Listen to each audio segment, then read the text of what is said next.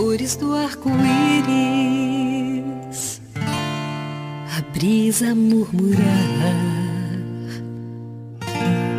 o olhar apaixonado de alguém que está aprendendo a amar,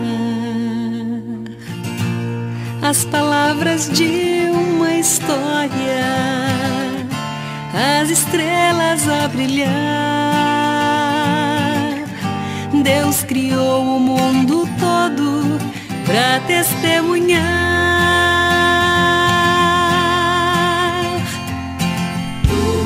Pois enquanto eu viver, vou testemunhar do amor.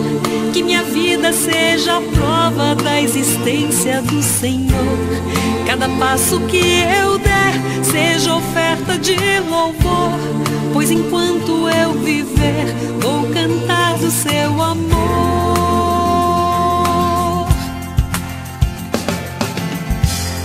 As montanhas e os vales, os rios e os mares, alguém que estende a mão pra ajudar a levantar o seu irmão. Um sorriso de criança, o perfume de uma flor, testemunham em silêncio no amor do Criador.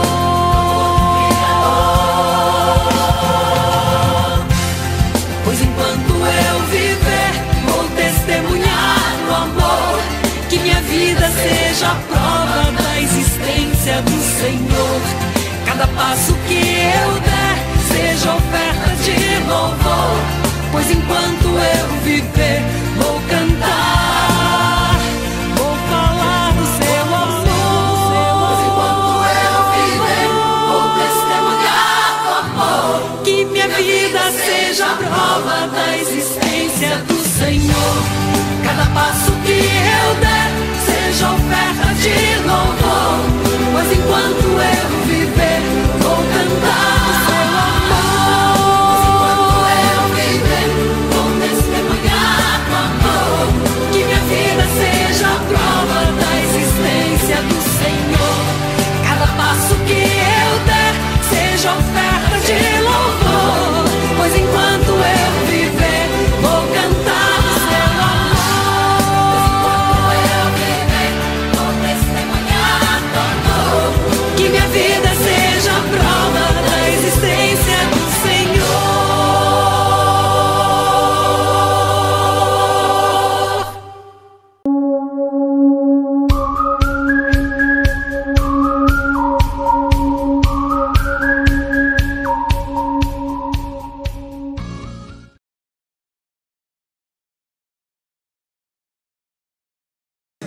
Vamos para aquilo que interessa? Atos, capítulo 9, gente. E dando continuidade ao estudo do livro de Atos, capítulo 9. Então, nos cultos de quinta, estudamos o livro de Atos. E nos domingos, estamos estudando o livro de Neemias. Que, para mim, quando fala de liderança, Neemias é um dos melhores exemplos da Bíblia. O que é bom na pregação expositiva, quando se prega de maneira sequencial? Nós aprendemos mais, o texto fica mais próximo ao nosso coração, esmiuçamos melhor a palavra de Deus e não tem como fugir de alguns assuntos que a gente não queira fugir, porque a palavra está lá. Então é muito gostoso quando nós estudamos algo sequencial assim, tá bom? Atos capítulo 9. Vamos ler hoje, e o título, gente, o título que eu dei é a economia de Deus. Pastor, vamos falar de finanças, bolsa de valores, melhor investir em poupança? Não é nada disso. Vamos falar sobre a economia de Deus nas ações de Deus, e é incrível, eu gosto. Eu tenho conversado com algumas pessoas e sempre quando eu falo da economia de Deus, elas já estão a par. O que é essa economia de Deus? Deus não perde tempo, meus irmãos, sabe? Entenda uma coisa, nada de Deus é por acaso, nada. Mas Deus usa de uma situação para tratar várias situações. Então na Bíblia nós vemos sempre isso, certo? Nós sempre vemos isso. Deus trata um, mas aquele um vai tratar um monte de gente, um monte de situações. E é importante a gente entender isso na nossa vida. Por que isso é importante? Porque quando nós entendemos da economia de Deus, se você hoje está triste, você sabe que Deus está tratando outras pessoas também. Se você está triste, olha que loucura isso, olha que loucura, eu gosto dessa parte. Porque se você está triste porque foi mandado embora do teu trabalho hoje, aí o que a economia de Deus faz? A mesma situação abençoa outra. A vaga que você abriu vai ser preenchida por alguém. Você está triste, mas alguém está feliz. Olha, então se de repente Deus está me tratando hoje, Márcio, eu fui mandado embora do meu emprego, e aí eu estou triste, eu falo, Deus, por que, Senhor, o Senhor está fazendo isso comigo? Tem alguém que entrou na vaga de emprego que eu deixei, e essa pessoa está assim, Deus, obrigado, ó Pai. Você entende? Então essa é a economia de Deus. A mesma situação, Ele trata um monte. Da mesma situação, Ele pode estar usando para tratar o orgulho de alguém, a vaidade de alguém, mas Ele pode estar usando essa mesma situação para estar honrando a pessoa humilde, abençoando quem precisa. Então é muito legal, isso é muito legal. Mas, vamos lá, Atos capítulo 9, nós vimos nas últimas lições de quinta-feira que Estevão faleceu, a igreja sofreu tremenda perseguição, Saulo foi imaginando que perseguindo a igreja ia acabar com a igreja, mas não, enquanto ele perseguia a igreja se multiplicava. Nós vimos que Filipe foi pregando, se deparou com um homem chamado Simão que queria comprar o Espírito Santo dele, vê se pode, e depois vimos Filipe sendo levado para um lugar onde ele pregou para o eunuco indo, o etíope, e nós vimos que Simão foi batizado, mas vimos que ele não era salvo, o convencido, lembra da lição da quinta-feira passada? E vimos o eunuco que foi batizado, mas ele era convertido. Então semana passada nós vimos que há pessoas que se batizam e não são salvas, não são convertidas, são apenas convencidos. Pessoas que se batizaram porque é legal, porque o irmão, os amigos se batizaram e vai no oba-oba, assim como Simão. E pessoas que de fato se batizaram, como foi o eunuco. E hoje, gente, depois, enquanto Filipe estava evangelizando, o evangelho crescia, versículo 1 diz assim: enquanto a igreja crescia, enquanto Pedro, Filipe e os demais estavam evangelizando, Saulo ainda respirava ameaças de morte contra os discípulos do Senhor. Dirigindo-se ao sumo sacerdote, pediu-lhe cartas para as sinagogas de Damasco, de maneira que, caso encontrasse ali homens ou mulheres que pertencessem ao caminho, pudesse levá-los presos para Jerusalém. Então vamos lá. Gente, Saulo estava doido para acabar com os cristãos, tá bom? Doido. O que ele faz? Ele vai até o sumo sacerdote, que era o líder de todos. Isso daí nos mostra como Saulo era um cara bem relacionado, porque para ele ir diretamente ao sumo sacerdote, ele ter essa facilidade de conversar com o sumo sacerdote, ele era um homem bem relacionado, certo? E ele pediu ao sumo sacerdote cartas para as sinagogas. O que era isso? Ele ia para Damasco. Então ele queria cartas para chegar na sinagoga de Damasco, ó, eu venho em nome do sumo sacerdote. Puxa vida, ele ia ter palavra, ele ia ter oportunidade para estar falando nas sinagogas, entende? Por quê? Porque ao que parece, ele indo nas sinagogas, ele ia estar falando sobre os cristãos. Imagina o seguinte, ele ia chegar na sinagoga aqui de Cajati e ia falar assim, gente, é o seguinte, eu sei que aqui em Cajati tem alguns homens que estão vindo aí falando tal de Jesus, quem souber deles, fale comigo, porque eles são hereges, tem que ser preso, entende? Então essas cartas, guarda isso, gente, guarda isso que vocês vão ver que legal que é. Essas cartas era a autorização dele poder ir nas sinagogas e poder falar sobre esses cristãos. Porém, olha que interessante, Você vê ali no final do versículo que vai dizer assim: encontrasse homens e mulheres que pertencessem ao caminho.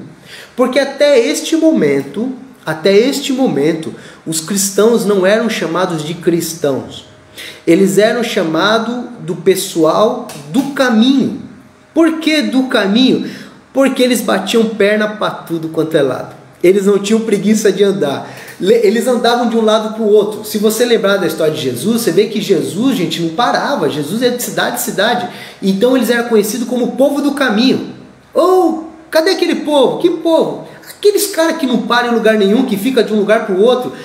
Os caras do caminho, que só vivem no caminho. Isso. Então assim, até este momento, eles não eram conhecidos como cristãos, tá? Mais na frente eles vão ser conhecidos como cristãos. Mas até então eles eram conhecidos como o povo do caminho.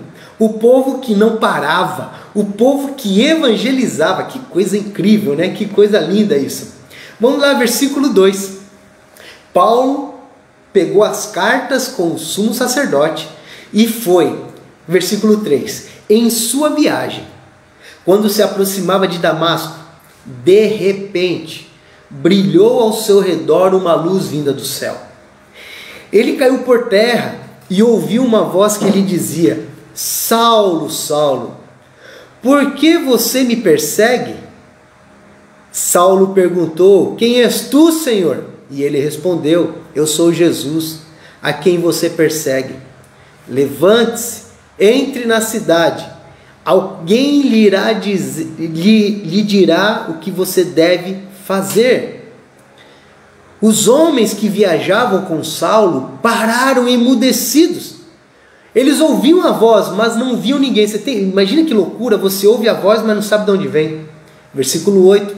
Saulo levantou-se do chão e, abrindo os olhos, não conseguia ver nada. E eles o levaram pela mão até Damasco. E por 3 dias ele esteve cego, não comeu nem bebeu. Que legal. Primeira coisa importante, observe que Jesus diz assim: Saulo, por que você me persegue? Jesus já havia morrido. Saulo não acreditava que Jesus havia ressuscitado. Mas observe, gente, que Jesus não fala assim: Saulo, por que você persegue estes homens? Não. Jesus fala: por que você me persegue, Saulo? Deixa eu falar uma coisa para você, meu irmão e minha irmã. Isso é lindo de ser filho e filha de Deus. Porque quando o inimigo ataca um filho, uma filha de Deus, ataca o próprio Deus. E aí o inimigo não tem que se dar com a gente, tem que se virar com o pai. Porque quem toca no filho, fere o pai. Portanto, aqueles que querem o mal de um filho, uma filha de Deus, na verdade estão comprando briga com o próprio Deus. O próprio Jesus diz assim: por que você me persegue, Saulo? Porque você perseguindo os meus filhos, você está me perseguindo, Saulo. Então por isso que é bom, meus irmãos, sermos filhos desse Deus que não apenas cuida de nós, mas que nos protege, que nos guarda. Isso é maravilhoso. Olha que interessante. Saulo está indo para Damasco, de Jerusalém para Damasco.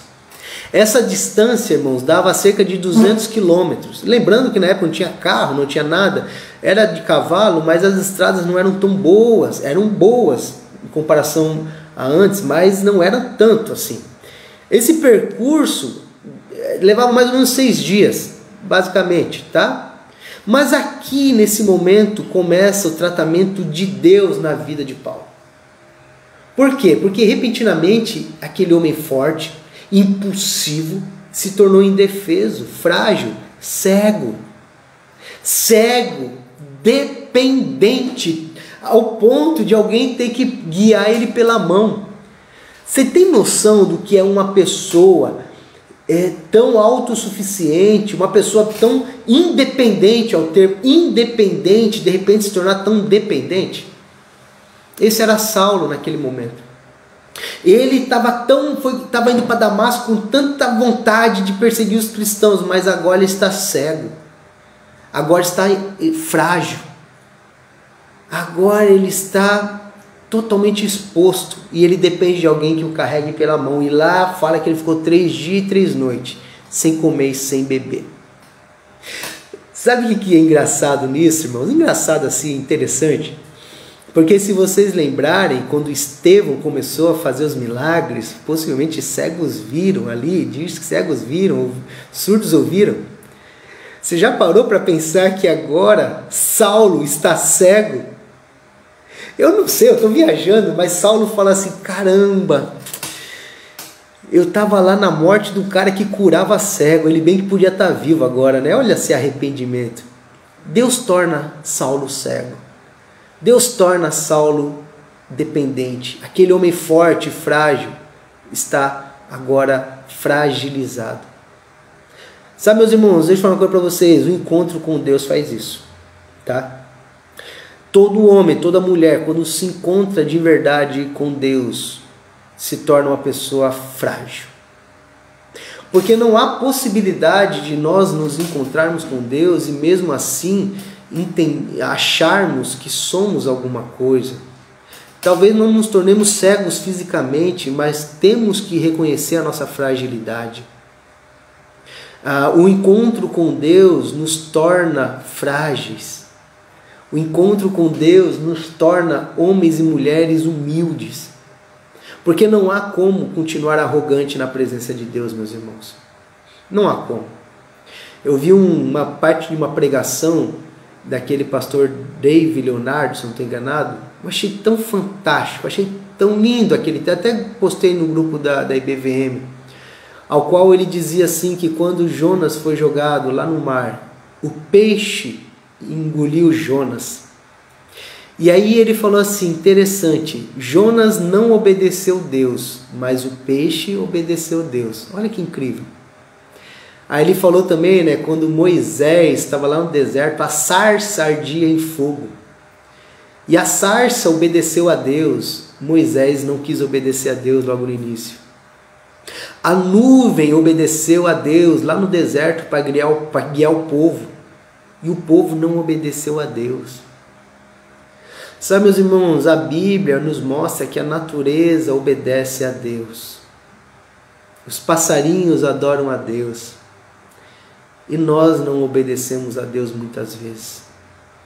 E quando nós nos encontramos com Deus, meu irmão, o homem, por mais poderoso, rico que seja, ele tem que reconhecer que ele é frágil. E aqui começa o tratamento de Deus na vida de Paulo. Paulo agora se vê totalmente fragilizado, totalmente dependente. Versículo 10. E em Damasco havia um discípulo chamado Ananias. E Ananias significa protegido pelo Senhor. Olha que nome bonito aí, ó. O Senhor chamou numa visão, Ananias. E Ananias respondeu, eis-me aqui, Senhor. E o Senhor lhe disse, vá à casa de Judas, não o Iscariotes, tá? O Iscariotes tinha morrido já, outro Judas. Na rua chamada Direita, e pergunte por um homem de Tarso chamado Saulo. Ele está orando. Numa visão, viu um homem chamado Ananias chegar e impor-lhe as mãos para que voltasse a ver. Gente, olha que doideira. Olha, aqui já começa a parte da economia de Deus. Olha só, enquanto Paulo ou Saulo estava cego, enquanto ele estava ficando cego, Deus estava falando com Ananias. Deus já estava falando com Ananias. Deus já estava falando, Ananias, vai em tal lugar, assim, assim, assim, e lá vai ter tal homem assim, assim, assim. E engraçado, gente, que Ananias era um servo de Deus, um homem de Deus. Aí Deus dá uma ordem. Qual que é o ditado popular que a gente fala? Manda quem pode, obedece quem tem juízo. Olha o que Ananias fez no versículo 13. Respondeu Ananias, Senhor, eu tenho ouvido muita coisa a respeito desse homem e de todo o mal que ele tem feito aos teus santos em Jerusalém. Sabe aquela perseguição de Paulo e de Saulo lá em Jerusalém? Cara, 200 quilômetros de distância, gente. Não tinha WhatsApp, não tinha nada, o pessoal já estava sabendo do que tinha acontecido.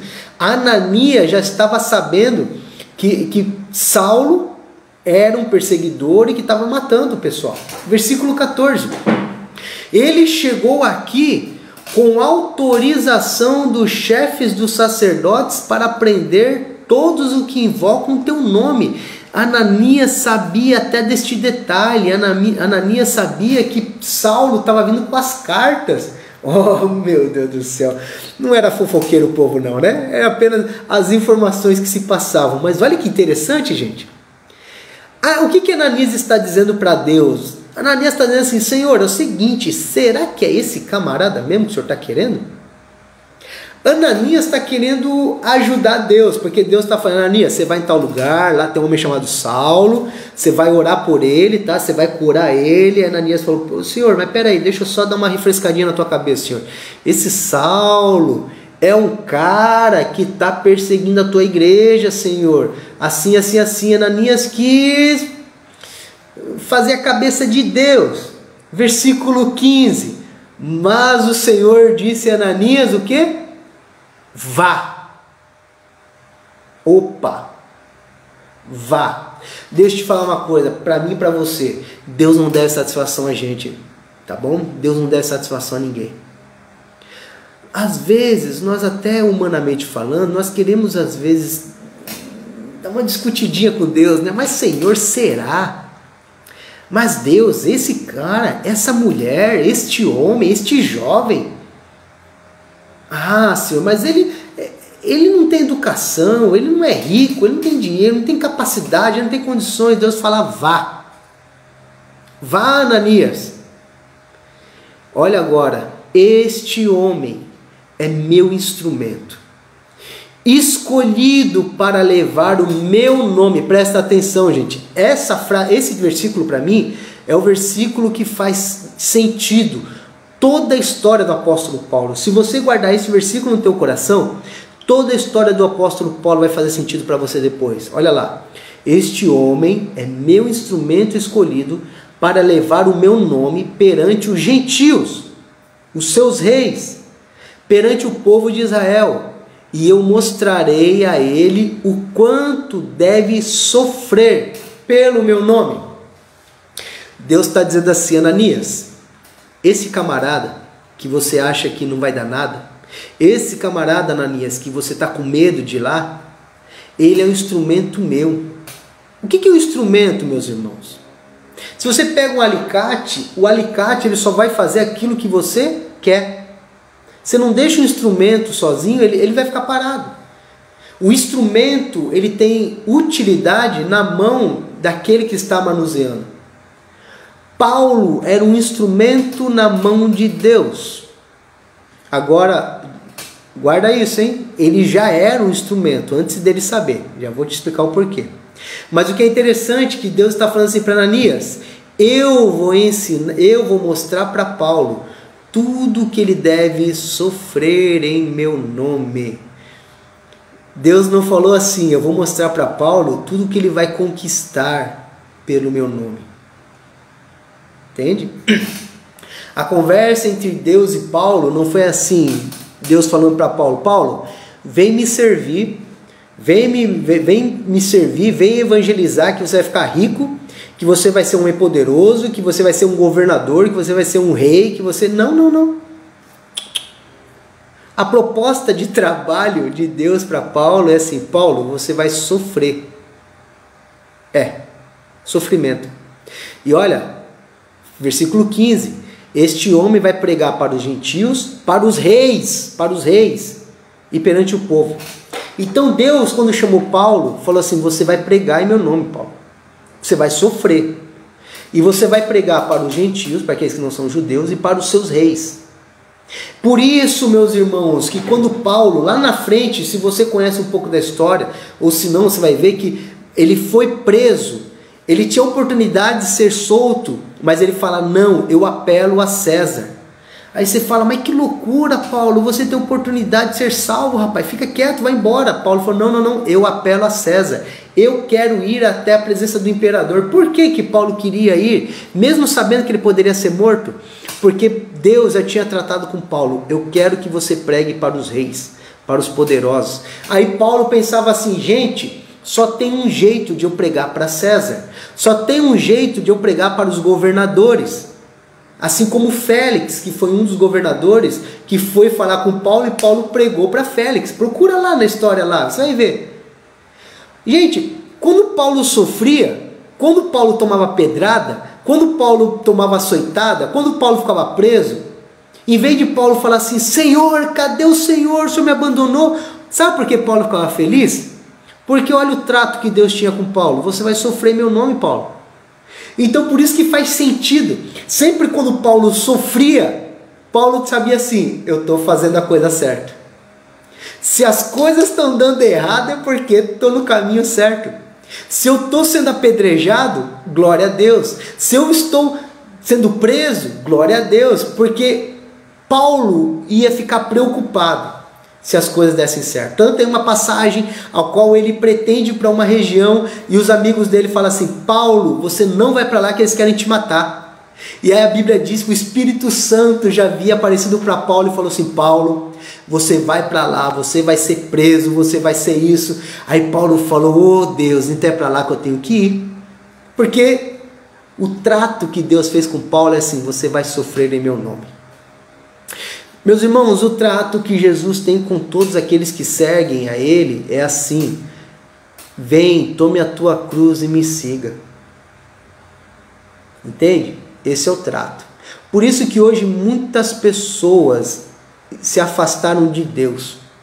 Muitas pessoas perderam a fé em Deus. Sabe por quê? Porque às vezes é pregado para essas pessoas que quando você se converte a Deus, você vai ter bênção, sua família vai ser restaurada, você vai ser curado, você vai ter um bom emprego, você vai ser rico. Gente, isso não tem nada na Bíblia que diz isso, nada. E aí quando não acontece a pessoa se frustra. Mas o que Jesus falou, no mundo vamos ter aflições. E aí quando a gente passa por aflição, a gente para e pensa assim, opa, Jesus já havia me falado isso. E aí, qual a esperança? A esperança é que ele falou, eu vou estar com vocês todos os dias. Glória a Deus por isso. Ah, irmãos, é muito lindo isso, é muito lindo. Legal. Versículo 17. Então Ananias foi. Deus mandou vá, então vamos. Entrou lá na casa. Ele pôs as mãos sobre Saulo e ele disse, olha o que Ananias fala, irmão Saulo, o Senhor Jesus, que lhe apareceu no caminho por onde você vinha, enviou-me para que você volte a ver e seja cheio do Espírito Santo. Lembra o Ananias que chegou para Deus e falou, Senhor, esse Paulo não é flor que se cheire, Senhor. Esse Paulo é tranqueira, Senhor. E Deus falou, vai. Não te perguntei nada, Ananias, vai. Quando Ananias chegar lá, olha como Ananias ora, irmão Saulo, meu irmão Paulo. Agora, aquele que para Ananias não prestava, aquele homem que para Ananias era um assassino, era um homem miserável, agora Ananias chama ele de irmão, gente. Lembra o Deus da economia? Deus não está tratando apenas Paulo, meus irmãos. Deus está tratando Ananias. Imagina, Paulo recebe a visita de um homem que ele não conhece.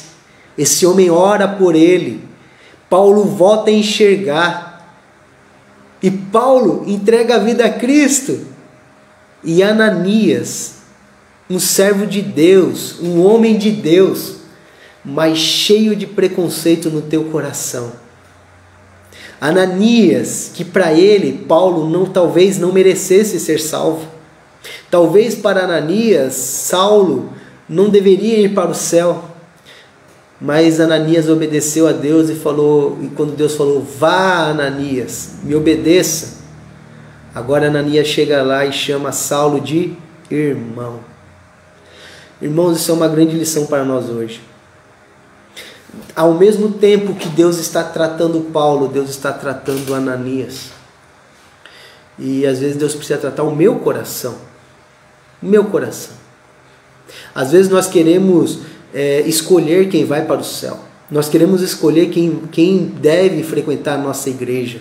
Às vezes nós devemos escolher quem deve ser merecedor da graça de Deus. Entenda uma coisa. Quem escolhe, irmãos, os filhos, é Deus, é o Pai, não são os irmãos. Não são os irmãos.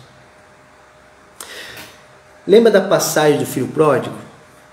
O filho pródigo foi, gastou, voltou para casa, o pai o recebeu de maneira incrível. Mas o irmão mais velho, quando ele chega para o pai, ele fala assim: este teu filho que gastou tudo. Ele não fala o meu irmão. Ele estava com tanto ódio do irmão dele, que ele falou este teu filho. E o pai falou: se alegre, seu irmão estava morto e reviveu. Se de repente eu estiver falando com alguém hoje que está com o coração machucado, com a igreja física, a igreja denominacional, esteja distante da igreja por causa de pessoas, deixa eu te falar uma coisa, volte. Você não deve voltar por causa dos irmãos, você deve voltar por causa do Pai. Você não deve voltar por causa dos homens, você deve voltar por causa de Deus. Ananias teve essa lição, meus irmãos. Ananias entendeu que se o Pai mandou, vamos obedecer. Versículo 18. Imediatamente algo como escamas caiu dos olhos de Saulo, e ele passou a ver novamente.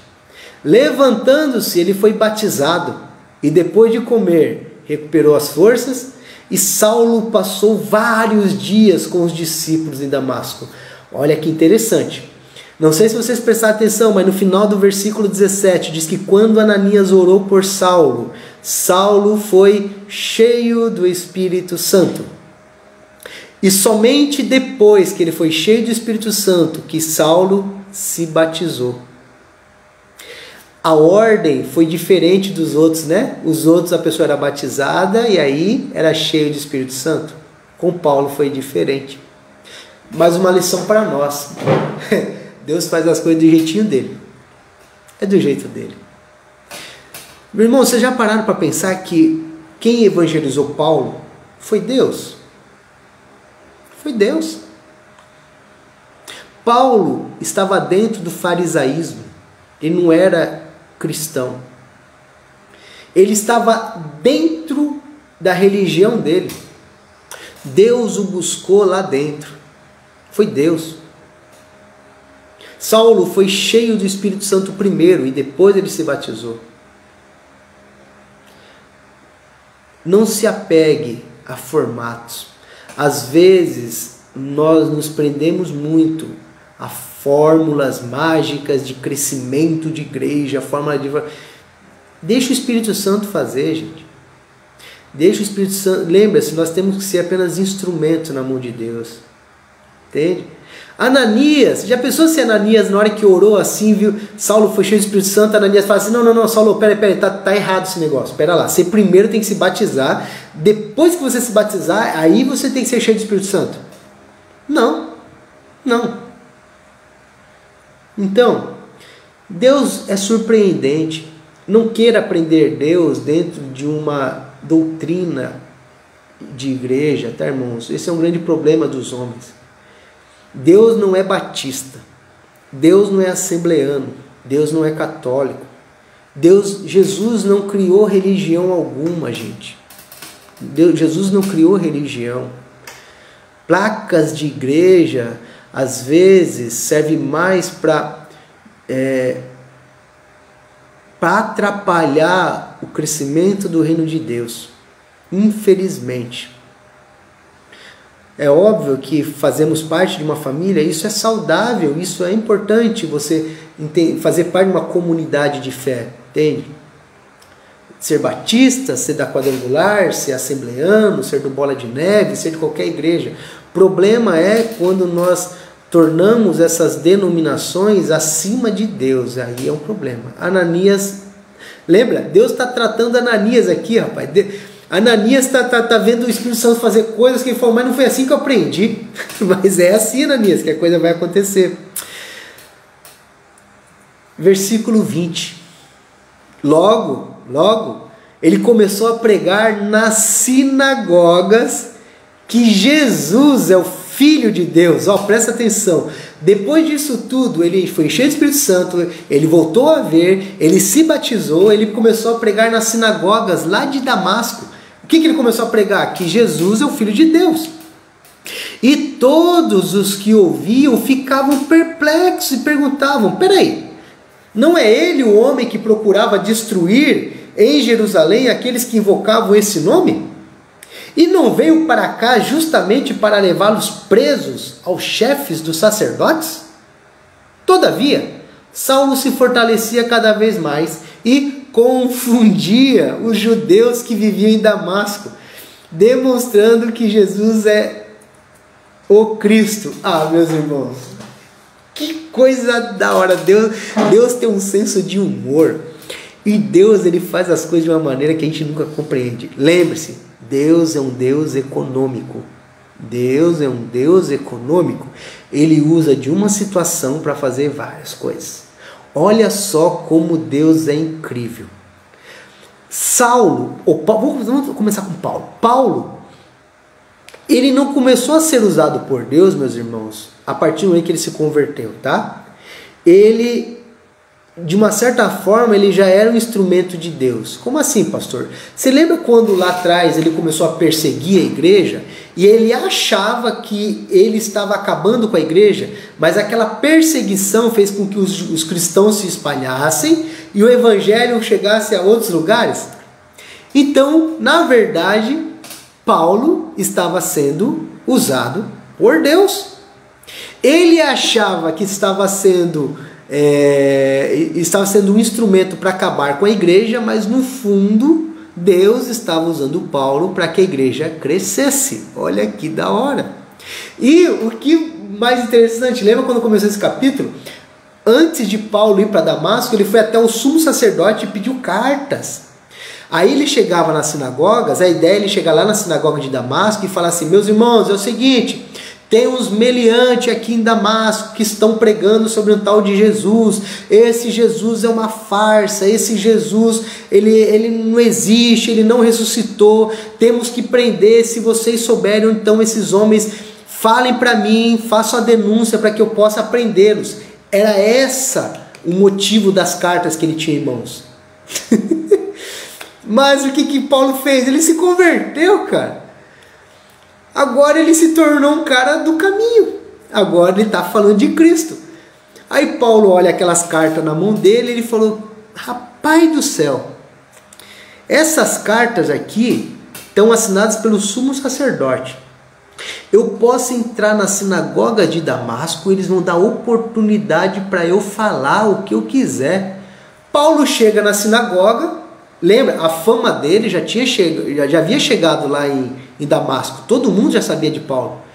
Quando ele chegar na sinagoga, falou, boa tarde, sou Saulo. Saulo, já ouvimos falar de você, tudo bem, meu irmão?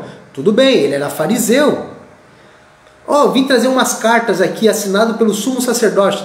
Posso dar uma palavrinha na sinagoga? Claro, meu irmão. E Paulo vai até lá na plenária da sinagoga, e ao invés dele falar que Jesus não existia, ao invés dele falar que Jesus era uma farsa, Paulo começa a pregar que Jesus ressuscitou, Paulo começa a pregar que Jesus salva, Paulo começa a pregar que Jesus o tornou cego, mas o curou da sua visão.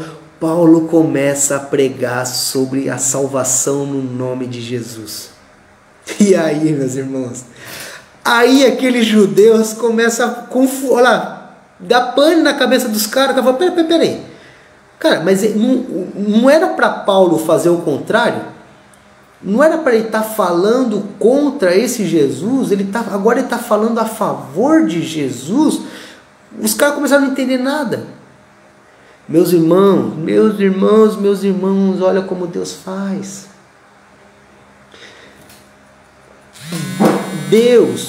Deus colocou no coração de Paulo, lá atrás, dele pedir as cartas para o sumo sacerdote.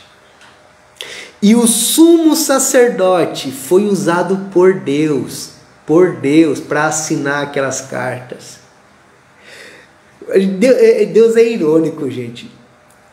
O sumo sacerdote ajudou Paulo a evangelizar dentro de uma sinagoga judaica. Que loucura! Não sei se vocês estão conseguindo captar esse negócio. É muito legal, gente. Deus usa de uma situação que aparentemente ia ser contra a igreja e lá na frente torna-se favorável. Os cristãos de Damasco estavam sabendo das cartas. Eles sabiam que Paulo estava vindo com autorização para prendê-los, mas aquela autorização, na verdade, ia se reverter em favor dos cristãos. Deus é maravilhoso. A economia de Deus é incrível. Deus faz coisas, irmãos, que nós não conseguimos entender. Por isso que eu digo, se a sua situação agora está complicada, calma. Talvez hoje não faça sentido algumas coisas, mas lá na frente vai fazer. Versículo 23. Decorridos muitos dias, os judeus decidiram de comum acordo fazer o quê? Matar Paulo. Eita! Mas Saulo ficou sabendo do plano deles. Dia e noite eles vigiavam as portas da cidade a fim de matá-lo. Mas os seus discípulos o levaram de noite e o fizeram descer num cesto através de uma abertura na muralha. 2 coisas importantes. Primeiro, Paulo, que chegou lá como um homem, um líder judeu, agora os judeus querem matar ele. Aí a gente vai pensar assim, rapaz, deu tudo errado na vida de Paulo. Cara, os caras já querem te matar. Mas o que Deus tinha falado lá na frente? O que Jesus havia falado para Paulo? Você vai sofrer em meu nome. Rapaz do céu, um pouco tempo depois o povo já quer matar Paulo. Aí Paulo falou, não é que Jesus estava certo mesmo? Então eu estou fazendo a coisa certa. O intuito deles matarem Paulo apenas mostrava para Paulo que Jesus estava certo. Agora olha o versículo 25, meus irmãos. Mas os seus discípulos. Paulo estava recém-convertido e já tinha discípulos. Paulo havia recém-convertido e já tinha pessoas que já eram seus discípulos. Deixa eu te falar uma coisa.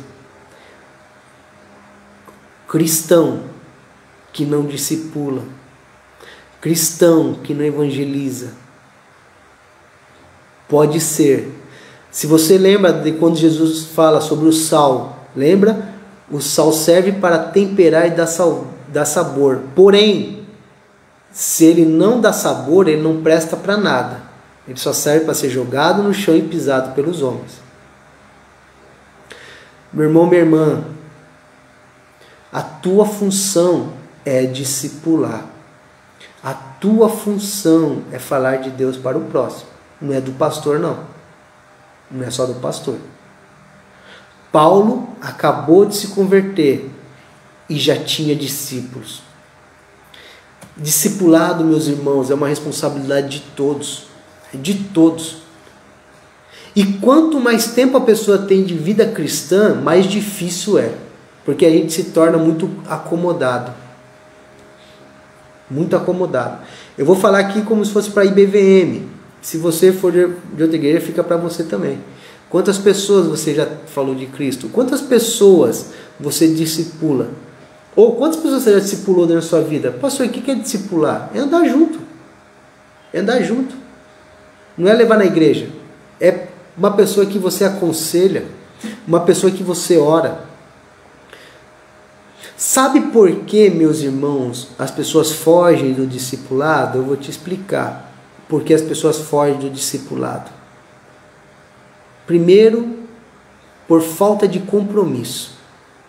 Nós entendemos que ser igreja é apenas ir nos cultos. Não. Então é falta de compromisso. É preguiça. Preguiça.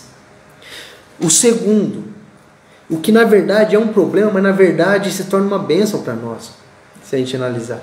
Quando nós estamos discipulando alguém, nós nos cobramos mais. Então, a partir do momento que você está discipulando alguém, é você que está melhorando, não a pessoa. E eu vou te explicar o porquê. Se você começa a falar de Cristo para um amigo, para uma amiga, você vai ser um referencial para essa pessoa. Esta pessoa vai começar a olhar para você de maneira diferente. E quando a gente sabe que tem alguém olhando para nós, nós começamos a nos policiar mais, não é verdade? É assim que funciona. Por isso que o discipulado é bom para quem discipula.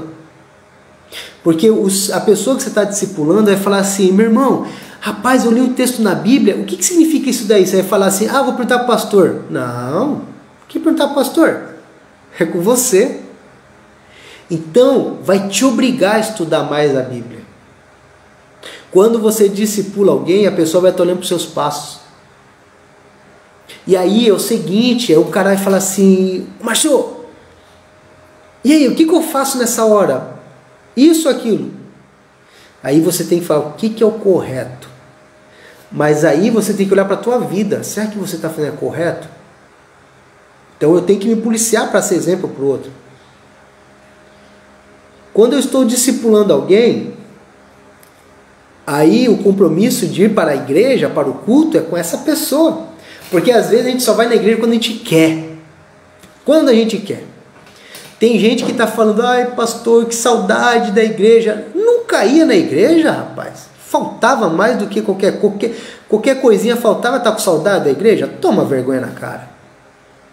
Mas, quando nós estamos discipulando, muitas vezes nós vamos na igreja, podemos estar cansados. Aí aquele amigo, aquela amiga fala assim: você vai no culto hoje?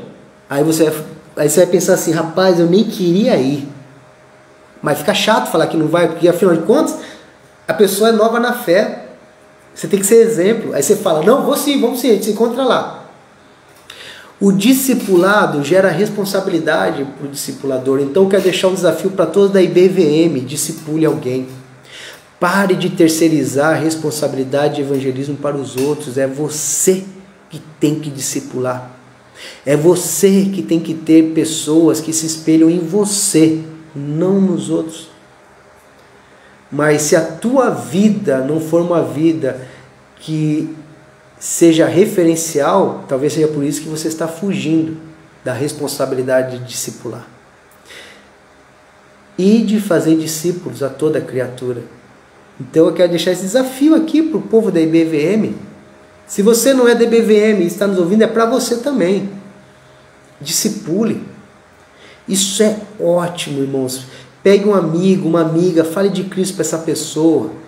Mas chame a responsabilidade para você. Leia, estude a Bíblia com ela, converse com ela. Paulo acabou de se converter, já tinha os discípulos. Tem gente com 20 anos de igreja, nunca discipulou alguém. Nem o próprio filho não discipula. Leva para a salinha, para a tia da escola, para a tia da igreja discipular. Leva para a igreja, para a tia da IBD ensinar sobre a Bíblia, porque em casa não ensina a Bíblia para a criança. Que vergonha! Discipulado é ordem de Cristo para todos nós. Versículo 26, estamos acabando. Quando chegou a Jerusalém, quando Paulo chegou a Jerusalém, lembra que ele teve que fugir de Damasco porque ele ia ser morto? Chegou a Jerusalém, ele tentou reunir-se com os discípulos, mas todos estavam com medo dele, é claro que estavam com medo dele. Eles não acreditando que fosse realmente um discípulo, porque a turma falou: Paulo saiu de Jerusalém querendo matar os discípulos em Damasco, voltou para Jerusalém e está dizendo que é um discípulo. Os caras pensaram o quê? Paulo está se passando de discípulo para pegar a gente. Versículo 27. Então Barnabé Ei, Barnabé, vamos falar muito desse homem. O levou aos apóstolos e lhes contou como no caminho Saulo vira o Senhor que lhe falaram, e como em Damasco ele havia pregado corajosamente em nome de Jesus. Assim, Saulo ficou com eles e andava com liberdade em Jerusalém, pregando corajosamente em nome do Senhor. Falava e discutia com os judeus de fala grega, mas estes tentavam matá-lo. Paulo, o bicho era... qualquer lugar que ia, saiu de Damasco porque queriam matá-lo. Mal chegou em Jerusalém, o povo já quer matar ele também. Mas lembra? Então ele estava no caminho certo. Versículo 30. Sabendo disso, os irmãos o levaram para Cesareia e o enviaram para Tarso.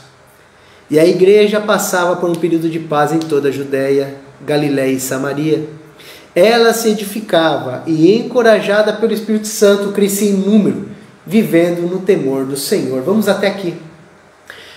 Semana que vem vamos ver a passagem de Pedro. Esse capítulo divide em duas histórias, Pedro e Paulo. Inclusive o livro de Atos. O livro de Atos ele se divide. Primeira parte, Pedro, e segunda parte, Paulo. Irmãos, eu quero terminar com algumas liçõezinhas para nós. Alguns pontos importantes. Primeiro, Paulo chegou em Damasco para perseguir e matar cristãos. Mas Paulo saiu de Damasco perseguido e como um cristão. Isso nos mostra que quando uma pessoa se encontra com Deus, por pior que ela seja, ela muda. Ela muda. Paulo, ou Saulo, ele enxergava, mas ele não via Deus. Por isso foi necessário ele ficar cego, para que ele pudesse ver Deus. Muitas pessoas hoje estão do mesmo jeito. Muitas pessoas estão bem, mas não veem Deus. E às vezes é necessário serem cegadas de alguma maneira para poder enxergar Deus.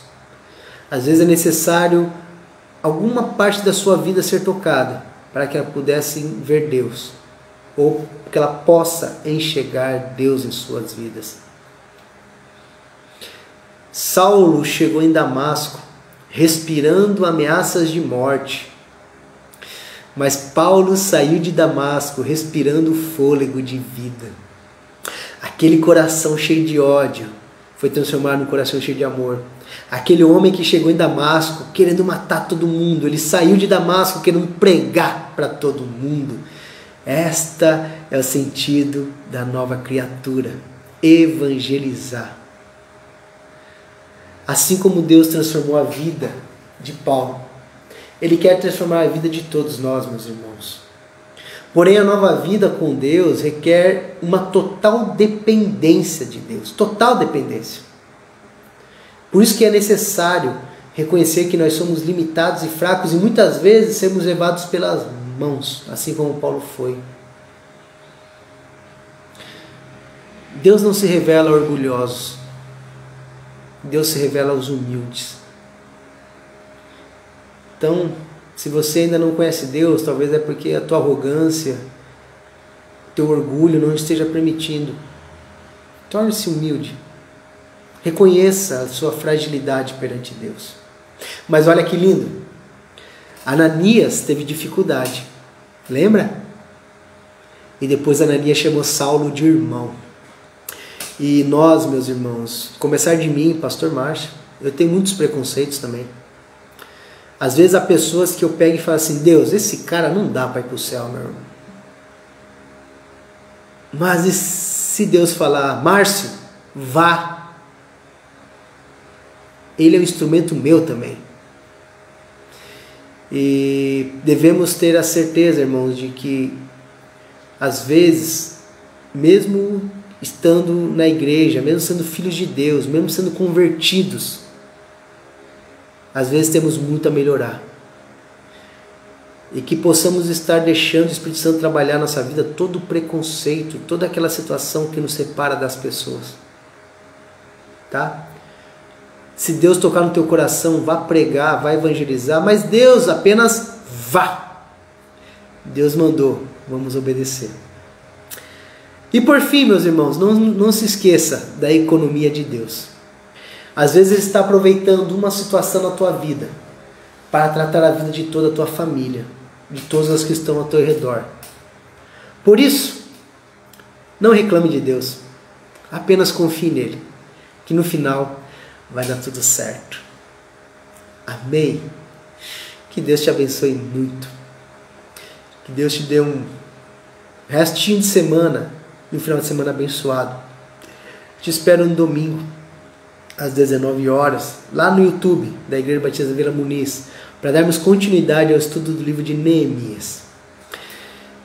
Se a palavra falou ao teu coração hoje, se você quiser falar comigo, entre em contato comigo.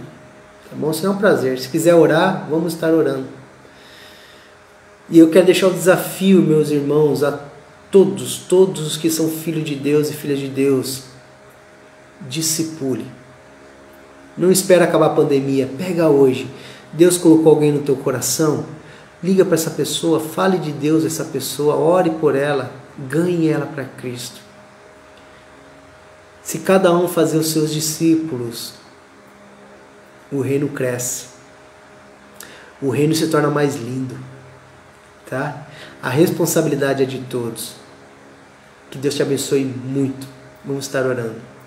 Pai querido, obrigado por esse tempo, Pai. Abençoe, nos guarde e nos perdoe, porque muitas vezes nosso coração, o meu coração é como o coração de Ananias, cheio de preconceito. Mas nos ajude a quebrar esses preconceitos e falar do Senhor a quem quero e preciso ouvir. Nos ajude a sermos discipuladores, ó Pai, assim como Paulo foi. Nos ajude a entender que mesmo que pareça que tudo está dando errado, o Senhor está no controle, assim como o Senhor esteve na vida de Paulo. Porque a economia do Senhor é fantástica, ó Deus. Nos abençoe, nos guarde. Toda a honra, toda a glória se dá ao Senhor, ó Pai, em nome de Jesus. Amém. Amém. Deus abençoe, meus irmãos. Fiquem com Deus. E até domingo, se Deus quiser. Tchau.